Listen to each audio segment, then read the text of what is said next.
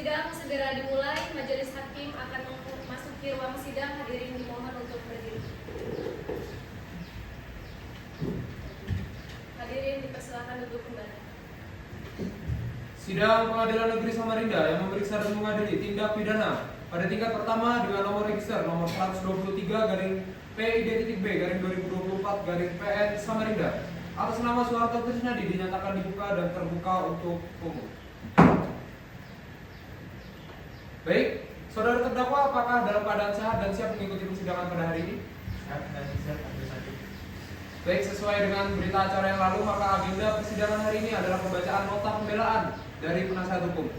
Baik, saudari penasihat hukum, apakah Anda siap pada nota pembelaannya? Siap, Yang Mulia.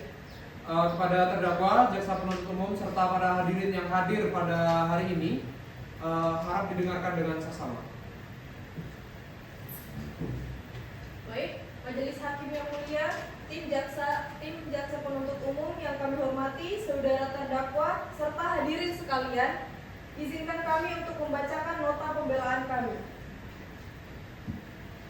Kepada yang terhormat Majelis Hakim Pemeriksa Perkara Pidana nomor 123/PID-B/2024 Samarinda dalam perkara tindak pidana umum nomor 123/PID-B/2024 Samarinda atas nama klien kami Soeharto Trisnadi, tempat lahir Samarinda, umur 24 tahun, tanggal lahir 29 Mei tahun 2000, jenis kelamin laki-laki, kebangsaan Indonesia, tempat tinggal Jalan KH Harutapsi RT 12, Kelurahan Rapak Dalam, Kecamatan Wajanan Ilir, Kota Samarinda, agama Islam, pekerjaan mahasiswa. Atas surat tuntutan perkara tindak pidana pencurian disertai pembunuhan dari jaksa penuntut umum pada Kejaksaan Negeri Samarinda nomor perkara 123/PID-B/2024 Negeri Samarinda tertanggal 30 Oktober di persidangan Pengadilan Negeri Samarinda. Majelis Hakim yang terhormat, penuntut umum yang terhormat, dan persidangan yang kami hormati, dengan hormat kami yang bertanda tangan di bawah ini, Nabila Aulia SH MH CTT, advokat pada kantor advokat dan konsultan hukum Nabila Aulia SH MH Mparnet, di Jalan Gang Barito, Kelurahan Harapan Baru, Kota Samarinda, Kalimantan Timur, yang dalam hal ini bertindak untuk dan atas nama serta untuk kepentingan hukum terdakwa Soeharto Trisnadi. Dengan ini, perkenankanlah kami menyampaikan terima kasih yang setinggi-tingginya kepada Majelis Hakim yang telah memberikan kesempatan kepada kami, penasihat hukum terdakwa, untuk menyusun, menandatangani, serta mengajukan nota pembelaan ini, yang berkenaan dengan pengajuan tuntutan pidana oleh penuntut umum terdakwa seperti yang di bawah ini.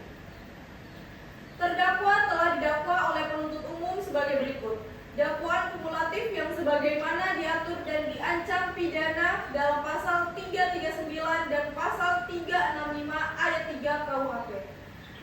Pertama, dasar hukum pengajuan pembelaan ini yaitu pertama, bahwa tuntutan pidana dan pembelaan pada dasarnya merupakan suatu rangkaian tidak terpisahkan dalam suatu proses pemeriksaan perkara pidana.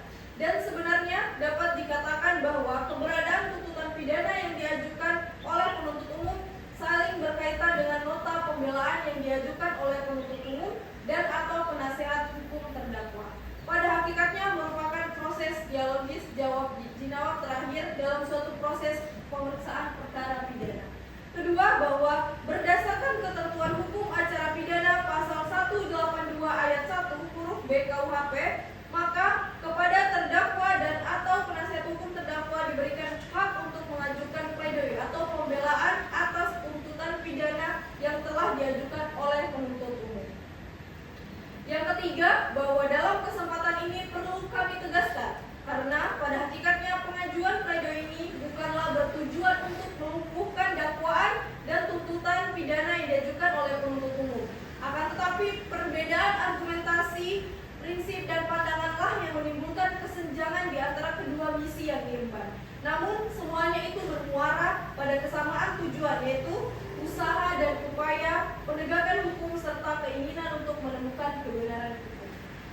Keempat, bahwa berdasarkan uraian dan penjelasan yang telah kami sampaikan tersebut di atas dapatlah kiranya dijadikan sebagai suatu dasar bagi terdakwa atau penasihat hukum terdakwa dalam menyampaikan pledoi. Yang kedua, latar belakang kasus atau permasalahan ini. Bahwa sebelum kami mengadakan pembelaan dalam perkara ini, maka pada bagian ini kami terdakwa atau penasihat hukum terdakwa terlebih dahulu menyampaikan dan mengemukakan bagaimana masalah dalam perkara ini. Pertama, bahwa berdasarkan bahwa terdakwa Soeharto Trisnadi adalah warga Samarinda yang bertempat tinggal di Jalan KH Harun Aksi RT 12 Kelurahan Rapak Dalam Kecamatan Lojanan Ilir Kota Samarinda Kalimantan Timur. Kedua, bahwa pada hari Kamis 4 Juli 2024 setidak-tidaknya pada pukul 2 dini hari bertempat di Jalan AW Syahrani nomor 5 RT 37 Kelurahan Gunung Keluar Kota Samarinda Kalimantan Timur telah terjadi pencurian serta pembunuhan.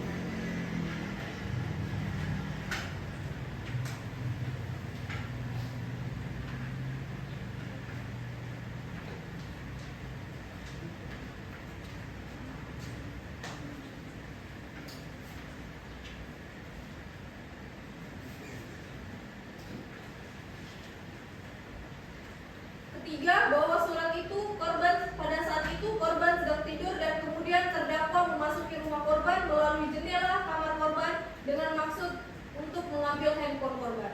Keempat, bahwa ketika terdakwa ingin segera pergi dengan membawa handphone korban, terdakwa tidak sengaja membangunkan korban dikarenakan merasa panik. Terdakwa tidak sengaja membunuh korban dengan menggunakan pisau yang ada di meja korban. Terakhir, bahwa kemudian terdakwa mencoba untuk menyadarkan korban dengan cara mengguncang tubuh korban. Fakta-fakta hukum dalam persidangan. Bahwa pada bagian ini kami, terdakwa dan atau penasihat hukum terdakwa tidak lagi akan mengulang dan menguraikan kembali secara detail mengenai keterangan saksi maupun keterangan terdakwa karena semuanya secara lengkap telah tercantum dan tercakup jelas dalam berita acara sidang. Bahwa kami terdakwa dan atau penasihat hukum hanya menitik beratkan keterangan saksi yang mematahkan dan melemahkan dakwaan jaksa penuntut umum. Di antaranya, pertama, keterangan saksi pertama yaitu Elis Dawanti menerangkan bahwa saksi adalah salah satu teman dekat dari terdakwa, bahwa terdakwa menceritakan kejahatan korban kepada saksi. Ketiga, bahwa saksi melihat korban menyebarkan aib terdakwa di sosial media. Keempat, bahwa saksi juga merasakan keputusasaan terdakwa menghadapi tingkah laku korban. Kelima, bahwa saksi merasa kasihan kepada terdakwa atas pembulian yang dilakukan korban terus-menerus. Yang keenam, bahwa saksi seringkali menyaksikan korban memotret terdakwa secara diam-diam. Dan yang terakhir, bahwa saksi juga ingin memberikan teguran kepada korban tetapi korban tidak menghiraukan teguran tersebut. Untuk keterangan saksi kedua, menerangkan bahwa saksi adalah salah satu teman dekat dari terdakwa.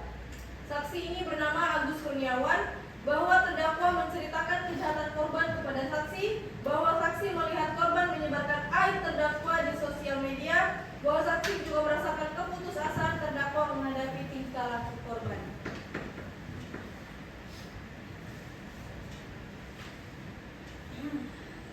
Dan ketiga, keterangan dari terdakwa Soeharto Trisnadi menerangkan bahwa terdakwa hanya berniat untuk mencuri handphone korban dan bergegas untuk pergi dari rumah korban. Kedua, bahwa ketika ingin bergegas pergi, korban terbangun dari tidurnya. Ketiga, bahwa benar ketika korban terbangun, terdakwa dengan spontan mengambil pisau yang ada di meja korban. Lalu benar bahwa tanpa sengaja terdakwa menusuk leher korban tanpa korban melakukan perlawanan, dan bahwa benar setelahnya terdakwa tertangkap basah oleh saksi. Selanjutnya, analisa hukum atas tuntutan jaksa umum. Pertama, analisa fakta. Bahwa dari fakta-fakta persidangan yang telah kami uraikan di atas, maka dapatlah kami simpulkan, yaitu bahwa terdakwa hanya niat mencuri handphone korban dan bergegas pergi dari rumah korban.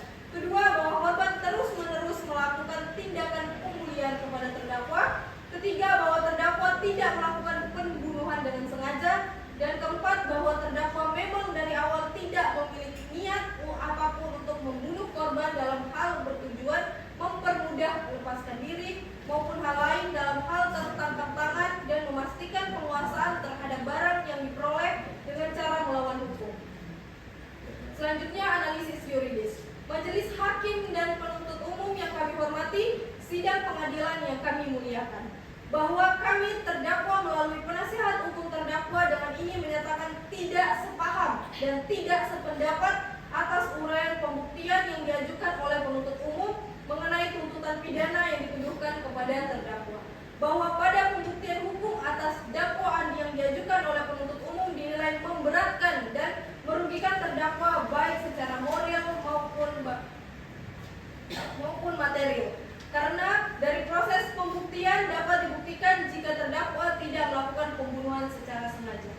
Ketiga, bahwa sebagaimana yang didakwakan penuntut umum kepada terdakwa dengan dakwaan kumulatif yang sebagaimana diatur dan diancam pidana dalam pasal 339 dan pasal 365 ayat 3 KUHP. Selanjutnya, apakah dakwaan penuntut umum dapat dibuktikan secara hukum agar dapat diketahui bersalah atau tidaknya terdakwa. Maka untuk itu akan terlebih dahulu dilakukan analisis hukum terhadap dakwaan jaksa penuntut umum tersebut. Untuk itu kami buktikan terlebih dahulu dakwaan tersebut. Unsur-unsur dalam dakwaan, bahwa terdakwa didakwa dalam dakwaan kumulatif sebagaimana diatur dan diancam pidana dalam pasal 339 dan pasal 365 ayat 3 KUHP. Maka terlebih dahulu akan dibuktikan dakwaan pertama, yaitu pasal 339 KUHP dengan unsur-unsur sebagai berikut. Pertama, pembunuhan. Kedua, disertai atau didahului oleh suatu tindak pidana. Ketiga, bertujuan untuk mempermudah melepaskan diri maupun hal lain dalam hal tangkap tangan dan memastikan penguasaan terhadap barang yang diperoleh dengan cara melawan hukum. Unsur pembahasannya. Untuk pertama, pembunuhan. Yang dimaksud sebagai pembunuh adalah hilangnya nyawa seseorang akibat perbuatan orang lain. Dalam perkara ini, bukti berdasarkan fakta hukum bahwa korban sudah seringkali membuli terdakwa. Akan tetapi kali ini pembulian itu sudah kelewatan batas dan juga korban yang menyimpan aib dari terdakwa di handphone korban. Jadi terjadinya pembunuhan dikarenakan ketidaksengajaan terdakwa saat ingin mengambil handphone korban dan terdakwa menusuk leher korban. Dengan demikian unsur pembunuhan tidak terpenuhi. Yang kedua, unsur disertai atau didahului oleh tindak pidana. Yang dimaksud dalam unsur disertai atau didahului oleh tindak pidana adalah perbuatan pembunuhan didahului dengan pelanggaran tindak pidana yang terdapat di KUHP. Dalam perkara ini dengan bukti bahwa terdakwa hanya berniat untuk mencuri handphone korban lalu keluar dari rumah korban. Sesuai fakta ini terdakwa melakukan pencurian akan tetapi tidak melakukan pembunuhan. Dengan demikian dapat dikatakan unsur disertai atau didahului oleh tindak pidana telah terpenuhi. Unsur bertujuan untuk mempermudah melepaskan diri maupun hal lain dalam hal tertangkap tangan dan memastikan penguasaan terhadap barang yang diperoleh dengan cara melawan hukum. Dalam perkara ini, terdakwa melakukan pembunuhan tidak sengaja itu tidak benar untuk melepaskan diri. Untuk dakwaan yang kedua, yaitu pasal 365 ayat 3 dengan unsur pertama pencurian, kedua menyebabkan luka berat atau kematian. Pembahasan mengenai ayat tersebut, untuk unsur pencurian adalah upaya untuk mengambil suatu barang milik orang lain tanpa izin dan bermaksud untuk memilikinya. Berdasarkan fakta hukum bahwa terdakwa telah melakukan dan mengakui bahwa ia melakukan tindak pidana pencurian, dibuktikan pula dengan adanya barang yang dicuri berupa handphone seperti telah disebutkan sebelumnya. Yang kedua, unsur menyebabkan luka berat atau kematian. Yang dimaksud dalam unsur ini adalah akibat kekerasan maupun ancaman kekerasan yang dilakukan terhadap korban menyebabkan luka berat maupun kematian. Berdasarkan fakta hukum bahwa terdakwa secara tidak sengaja menusuk leher korban dikarenakan korban terbangun dari tidurnya dan berteriak. Untuk itu, kami penasihat hukum mengambil kesimpulan dan permohonan. Demikian nota pembelaan atau pledoi ini kami ajukan, yang mana dalam penyusunan masih terdapat kelemahan dan keterbatasan. Meskipun dengan demikian, semoga nota pembelaan ini dapat berguna bagi penegak hukum dan keadilan, serta mempunyai makna bagi kami terdakwa selaku mencari keadilan. Bahwa oleh karena itu, persidangan dan nota pembelaan telah selesai kami uraikan satu persatu, maka dengan segala kerendahan hati tim penasehat hukum terdakwa Soeharto Trisnadi memohon dengan hormat kepada majelis hakim yang mengadili perkara ini berkenan memutuskan. Pertama, menyatakan bahwa terdakwa tidak terbukti secara sah melakukan keseluruhan kesalahannya. Kedua, membebaskan terdakwa Soeharto Trisnadi atau setidak-tidaknya mengurangi dari hukuman yang sudah disampaikan. Yang ketiga, membebaskan biaya perkara kepada negara. Dan akhir kata, semoga Tuhan Yang Maha Esa dan Maha Pengasih melimpahkan berkat dan karunia kepada majelis hakim yang mengadili dan memutuskan perkara ini. Sekian dan terima kasih. Hormat kami selaku penasihat hukum terdakwa Nabila Aulia SHMH. Terima kasih. Yang mulia. Baik, saudari jaksa penuntut umum, apakah memiliki tanggapan atas nota pembelaan yang telah dibacakan? Mohon izin yang mulia, dari jaksa penuntut umum itu memiliki tanggapan. Menurut kami, tuntutan yang kami susun telah sesuai, maka kami tetap pada tuntutan kami yang awal yang mulia. Bagaimana saudari penasihat hukum, apakah masih memiliki tanggapan? Mohon izin yang mulia, kami tetap pada nota pembelaan kami. Dikarenakan jaksa penuntut umum tetap pada surat tuntutannya dan penasihat hukum tetap pada nota pembelaannya, maka agenda sidang berikutnya adalah pembacaan putusan oleh majelis hakim. Untuk memberikan waktu pada majelis hakim dalam menyiapkan putusannya, maka agenda sidang pada hari ini akan ditunda hingga 7 hari ke depan dan akan dilaksanakan pada tanggal 17 November 2024 yang akan datang. Diperintahkan kepada jaksa penuntut umum untuk tetap menghadirkan terdakwa pada sidang berikutnya. Baik yang mulia. Untuk itu, sidang ditunda dan ditutup.